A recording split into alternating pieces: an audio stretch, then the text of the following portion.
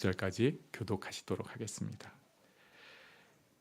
이제 내가 사람들에게 좋게 하랴 하나님께 좋게 하랴 사람들에게 기쁨을 구하랴 내가 지금까지 사람들의 기쁨을 구하였다면 그리스도의 종이 아니니라. 형제들아 내가 너희에게 알게 하노니 내가 전한 복음은 사람의 뜻을 따라 된 것이 아니니라. 이는 내가 사람에게서 받은 것도 아니요 배운 것도 아니요 오직 예수 그리스도의 계시로 말미암은 것이라.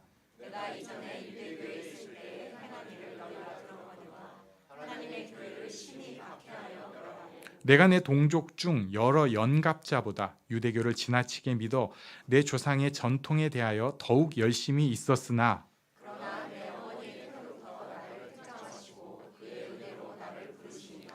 그의 아들을 이방에 전하기 위하여 그를 내 속에 나타내시기를 기뻐하셨을 때에 내가 곧 혈육과 의논하지 아니하고 또 나보다 먼저 사도된 자들을 만나려고 예루살렘으로 가지 아니하고 아라비아로 갔다가 다시 다메섹으로 돌아갔노라. 아멘. 네, 인간관계는 이해에서 출발을 해야 합니다. 우리는 서로를 그래도 어느 정도는 이해하기 때문에 같이 이렇게 지낼 수가 있어요.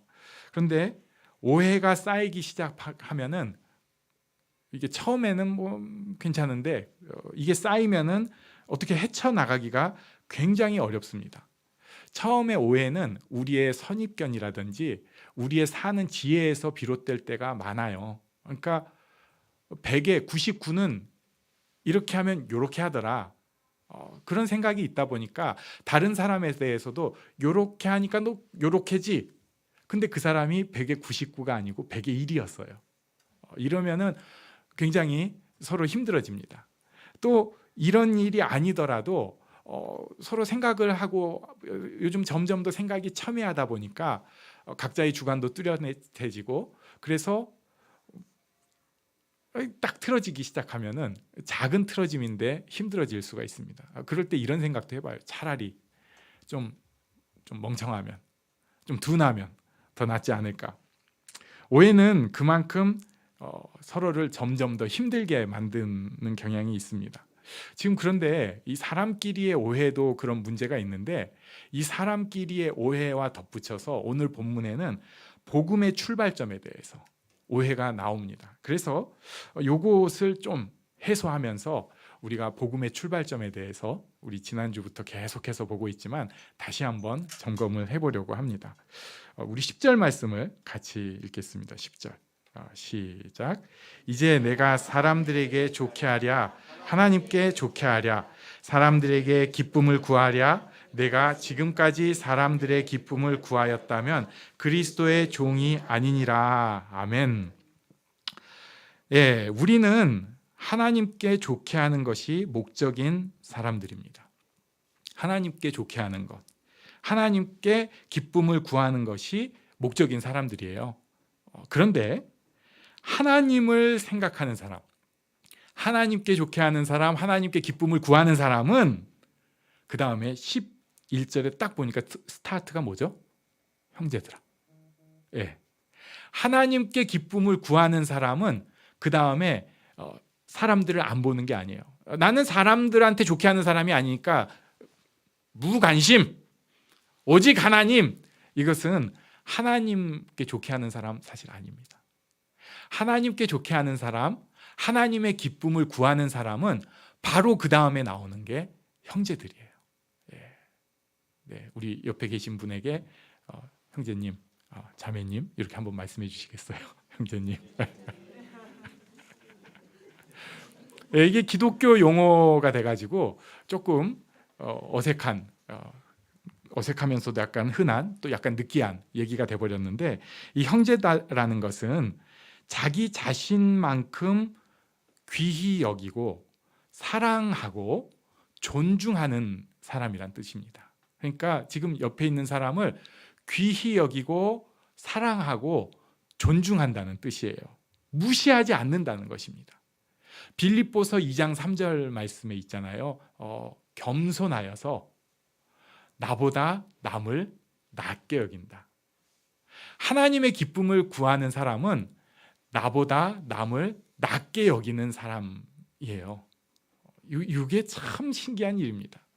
사실 하나님 앞에 나아가기 시작하고 하나님 앞에 나름 훈련을 받기 시작하면은 보이거든요.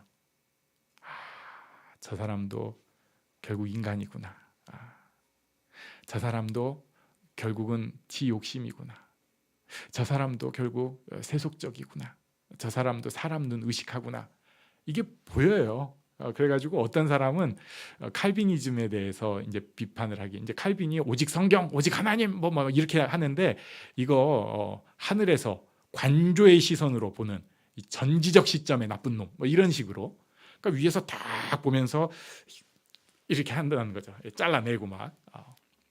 그런데 진짜 하나님께 좋게 하는 사람, 하나님을 기뻐하는 사람은 사람을 형제로 여기고, 형제로 여긴다는 것은 무시하지 않아요. 너 그것도 모르냐? 이게 아니고요. 나보다 남을 낮게 여기는 겸손한 사람이 되는 것입니다. 우리도 이런 은혜가 있으면 좋겠어요. 이게 은혜입니다. 우리의 습성은 할 수만 있으면 나보다 남을 낮게 여기는 게 우리의 습성이에요. 그래가지고 제일 못된 부모, 애가 좀 잘못한다고 애를 아주 아이고 내가 진짜 나는 저러진 않았다 저거. 그럼 옆에서 또 남편이 얘기하죠. 나도 안 그랬어.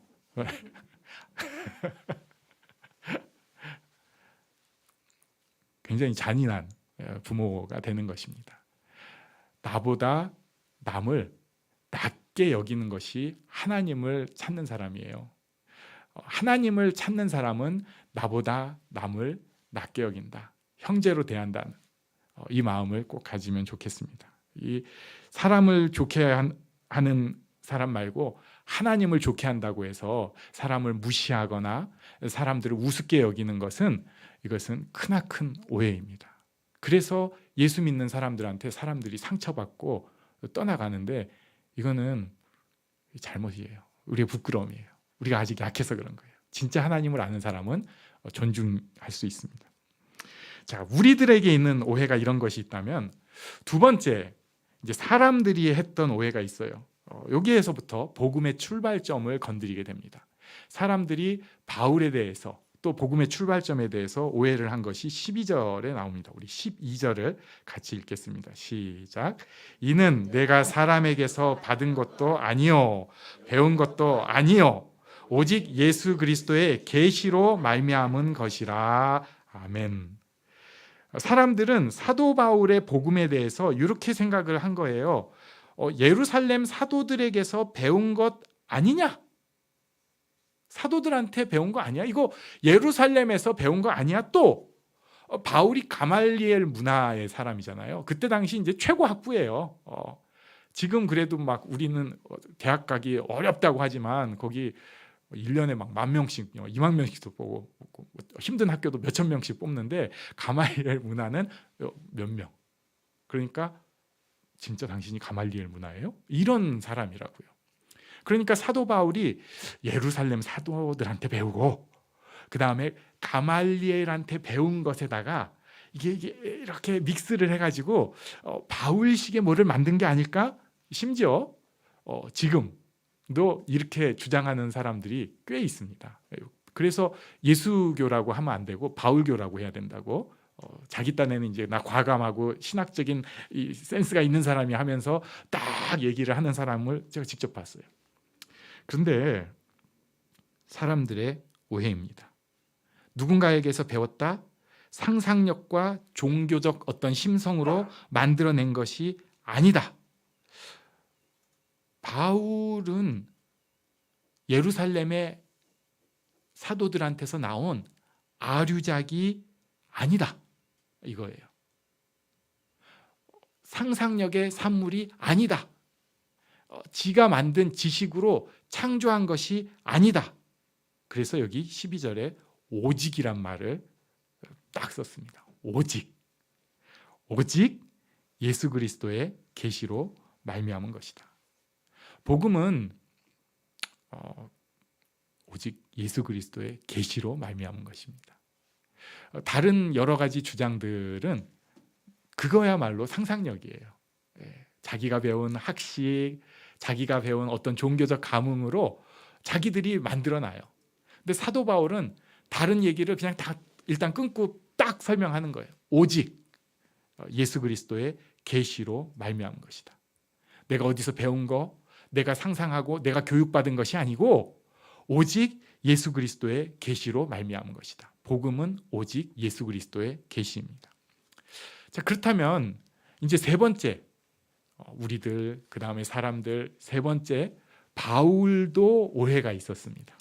바울이 했던 오해는 무엇인가? 13절에 보면은 예수님에 대한 오해로 말미암은 일이 있어요. 우리 13절을 같이 읽겠습니다. 시작.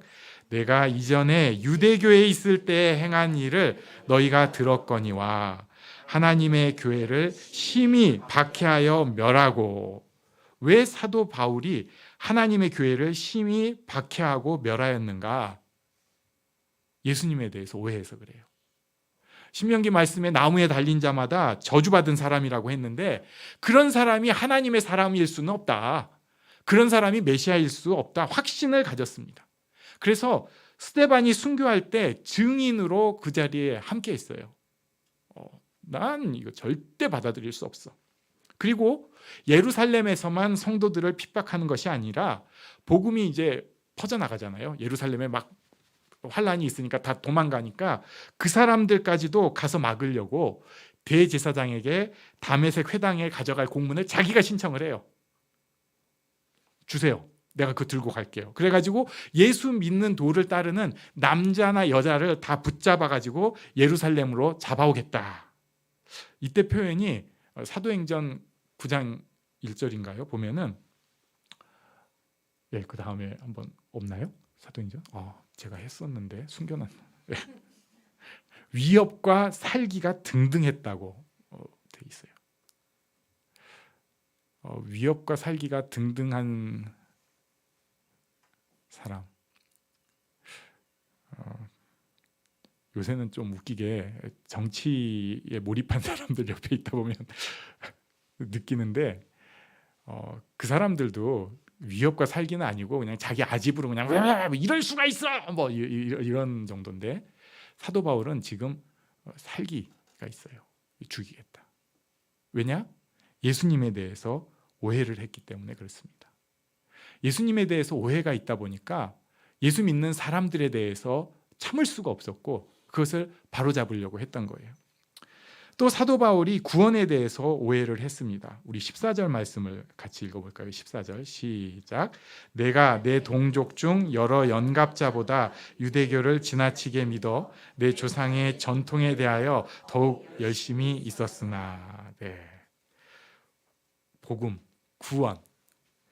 사도 바울 여기 보면은요, 자기 열심이 구원의 근거라는 것을 보여요. 열심. 지나치게 믿음. 그리고 이 열심을 가진 사람들은 자기 행위를 보니까 당연히 어떻게 되냐면요, 자기 열심으로 구원을 받는다는 사람은 당연한 건데 비교를 하게 됩니다. 그래가지고 여기 여러 연갑자라고 뭐 이거 뜻도 아리송한 말이 있는데 이게 동년배들, 뭐 동시대를 사는 사람들. 그러니까 그 자꾸 비교하는 거예요. 비슷한 사람들이랑. 나랑 좀 같은 여건에 있는 사람들이랑 자꾸 비교를 하면서 내가 쟤보다는 낫지. 그러니까 이 사람들은 주변 사람들을 나도 모르게 끊임없이 끌어내리려고 해요. 비교를 하면서. 내가 쟤보다는 좀 낫잖아. 내가 얘보다는 좀 낫지. 그래서 빌립보서 2장 3절 말씀을 기억을 해야 된다니까요. 겸손해서 나보다 남을 낮게 여겨야 되는데 구원에 대해서, 복음에 대해서 오해를 가진 사람, 내 열심을 가진 사람은 결국은 비교를 하게 되고 나는 저 사람보다 낫다 이렇게 하게 됩니다. 그런데 나중에 알고 보니까 구원에 대한 근거는 내가 한 행위가 아니에요. 복음은 내가 한 행위로 내가 구원받는 게 아니에요. 복음은 구원이 하나님께서 하신 일임을 받아들이는 거예요. 복음은 구원이 하나님께서 하신 일이라는 것을 받아들이는 것입니다. 하나님께서 하신 일, 예수 그리스도를 통해서 하신 일을 받아들이는 게 구원입니다. 자, 그렇다면 왜 나를 구원하셨을까? 16절에 살짝 힌트가 나오는데 굉장히 감사한 말씀인데 우리 15절 16절을 같이 읽겠습니다. 15절 16절 시작. 그러나 내 어머니의 태로부터 나를 책정하시고 그의 은혜로 나를 부르시니가 그의 아들을 이방에 전하기 위하여 그를 내 속에 나타내시기를 기뻐하셨을 때에 내가 곧 혈육과 의논하지 아니하고. 아멘. 하나님께서 나를 왜 구원하셨을까? 16절에 이걸 다른 표현이 나오는데요. 여기 보면 뭐라고 하냐면요. 그를 내 속에 나타내시기를 기뻐하셨다. 자, 하나님께서 기뻐하셨다는 것이 하나님의 기쁨이 구원의 이유 굳이 따지자면 이야기할 수 있어요. 그러니까 내가 왜 구원을 받느냐, 내가 어떻게 해서 구원을 받느냐가 아니라 그 근원적으로 그럼 내가 왜 구원을 받았지? 하나님의 기쁨이에요. 사도 바울이 복음을 받아서 구원에 들어가는 것을 하나님이 기뻐하셨어요. 내가 복음을 받아서 구원에 들어가는 것을 하나님이 기뻐하셨습니다. 내가 예수를 주로 받아들이고 하나님이 하신 일을 그래도 그렇군요 라고 하는 것을 하나님이 기뻐하셨어요. 사도 바울이 자기식으로 아무리 연구를 하고 생각을 해봐도 자기한테서 근거를 찾을 수가 없는 거예요. 그러니까 할 수 있는 게 하나님의 기쁨이었구나. 그리고 15절에 있는 하나님께서 나를 택하신 것이구나. 은혜구나. 이런 표현을 쓰게 된 것입니다. 복음에 대해서 설명하면은 어떨 때는 너무 좋은 것 같은데 너무 당연한 얘기예요. 근데 그 당연한 얘기를 우리가 이 땅에 살고 있다 보니까 나도 모르게 조금씩 비틉니다. 구원은 내 행위에 있는 게 아닙니다. 내가 찬송을 열심히 부르고 교회를 열심히 다루고 하나님 앞에 충성된 삶을 사는 게 내 구원의 조건이 절대 아니에요. 하나님께서 원하시는 일을 내가 열심히 하는 것 같아요. 그러니까 나는 구원받았어. 목사님은 그래도 목사님이니까 구원받았어. 아니에요. 우리의 구원은 하나님께서 하신 일, 예수님을 십자가에 죽이심으로 우리에게 의의 옷을 입혀주신 것을 그렇군요 라고 받아들이는 것밖에 없습니다.